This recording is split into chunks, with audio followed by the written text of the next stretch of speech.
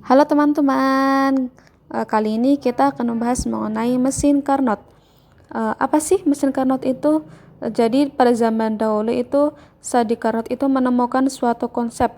Konsep apa? Yaitu konsep mengenai mesin kalor ideal yang kelak disebut sebagai mesin Carnot.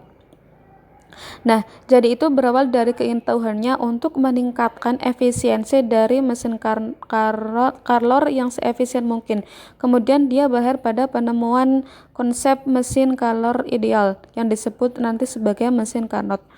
Tetapi diperhatikan di sini ya, kita itu hanya sekedar konsep. Artinya konsep itu adalah tidak mungkin si Carnot ada di kehidupan sehari-hari. Itu kehidupan nyata. Karena itu sebagai konsep tidak mungkin ada mesin yang ideal.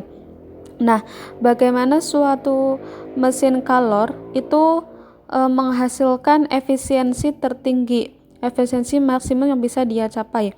Jadi Sadi Carnot itu menjelaskan bahwasannya untuk mencapai efisiensi tertinggi yang ideal, dia harus menjalankan 4 tahap proses termodinamika. Nah, seperti ini ya gambarnya. Jadi itu ada 4 tahap proses termodinamika yang harus dijalankan oleh mesin kalor ideal atau mesin Carnot. Yang pertama adalah nomor 1 itu pemuaian isotermal. Nah, apa artinya isotermal? Artinya adalah proses yang dinamika yang terjadi tanpa ada perubahan suhu. Pemuaian artinya terjadi pertambahan volume. Jadi kita lihat pada grafik itu ya, dari A ke B itu terjadi proses yang disebut sebagai pemuaian isotermal. Pada saat pemuaian isotermal itu terjadi, terdapat kalor yang masuk ya sebesar Q1. Ini yang masuk itu sebesar Q1, namanya Q1 dulu ya. Oke, kita lihat di sini ya, dari pemuaian isotermal itu berlanjut lagi ke proses yang kedua, ya disebut itu sebagai pemuaian adiabatik. Nah, pada saat pemuatan adiabatik itu terjadi, kita lihat bahwa dari proses kedua dari B ke C itu terjadi pemuaian adiabatik. Tapi kita ingat pada adiabatik tidak ada kalor yang masuk atau keluar alias Q-nya sama dengan 0. Sehingga pada saat pemuaian terjadi, kita lihat dari B ke C tidak terjadi pertambahan atau pengurangan kalor, tetapi hanya volume bertambah dan suhunya itu menurun. Jadi dari suhu pertama ke suhu kedua itu suhunya menurun dari T1 itu ya, itu menurun menjadi T2. Menurun ke T2. Dari suhu pertama ini dari garis BC itu suhu T2. Terjadi penurunan suhu, volume meningkat, tetapi tidak ada kalor yang masuk atau keluar. Nah, sudah pemuaian adiabatik terjadi, masuk ke proses yang ketiga, itu disebut sebagai pemampatan isotermal. Pada saat pemampatan isotermal terjadi, itu dari C ke D. Kita lihat ya, dari C ke D itu terjadi pengurangan volume karena disebut sebagai pemampatan isotermal. Pada saat pemampatan terjadi itu kalor keluar dari mesinnya. Kalor keluar sebesar Q2. Ini ya, ini awalnya masuk dari Q1 kemudian keluar pada saat proses pemampatan isotermal atau Q2. Nah, kembali lagi ke proses yang keempat, yaitu kembali ke keadaan awal, yaitu disebut sebagai pemampatan adiabatik, yaitu proses dari D ke A. Dari ini tuh terjadi pemampatan adiabatik, artinya terjadi pengurangan volume, tetapi pada saat pengurangan volume terjadi tidak ada kalor yang masuk atau keluar, atau Q sama dengan 0.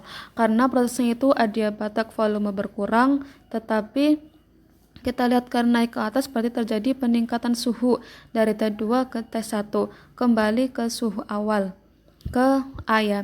Kemudian proses terjadi lagi dari satu siklus, sehingga kita lihat di sini bahwa nanti ya kita lihat di sini ya. kita lihat ini gambar digambar ulang ya, dari A ke B. Dari A ke B terjadi pembuasan isotermal, dari B ke C terjadi pemoyan adiabatik, dari C ke D terjadi pemampatan isotermal, dan dari D ke A itu terjadi pemampatan adiabatik. Pada saat dari A ke B itu tidak ada perubahan suhu, itu suhunya tetap T1, tetapi ada kalor yang masuk yaitu Q1. Dari B ke C tidak ada kalor yang masuk, tetapi terjadi penurunan suhu dari T1 ke T2. Nah, dari C ke D terjadi pemampatan isotermal sehingga ada kalor yang keluar atau Q2. Nah, dan yang terakhir dari D ke A itu terjadi pemampatan adiabatik, di mana tidak ada kalor yang masuk tetapi terjadi peningkatan suhu kembali dari T2 ke T1. Nah, ini adalah proses dalam mesin Carnot atau siklus dari Carnot.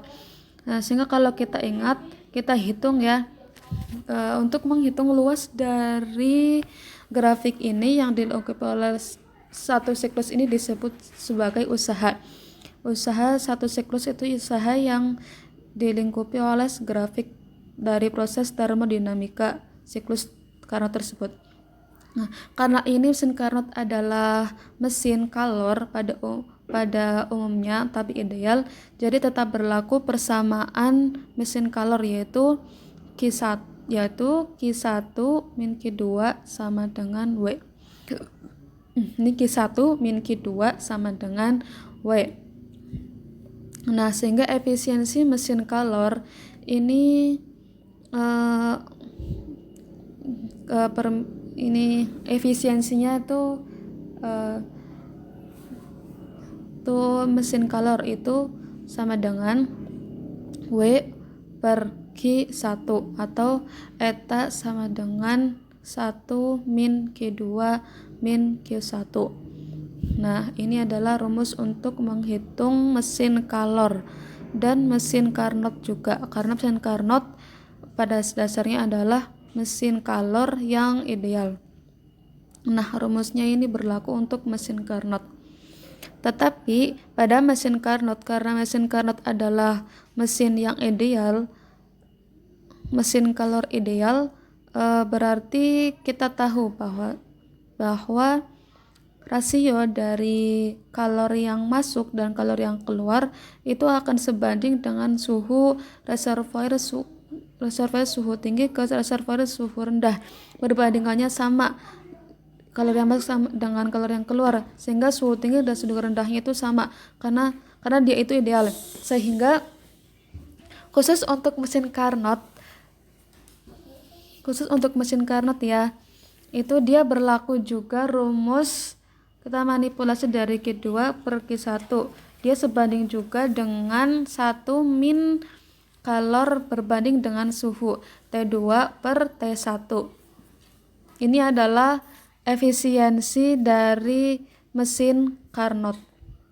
Nah, tetapi kita perhatikan bahwa meskipun mesin Carnot dikatakan sebagai mesin yang ideal, tetapi tidak mungkin mesin Carnot pun mencapai efisiensi 100%. Kenapa?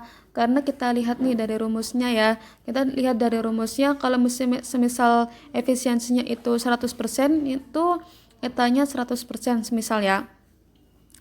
Kita ya 1 min 100% sama dengan 1 min T1.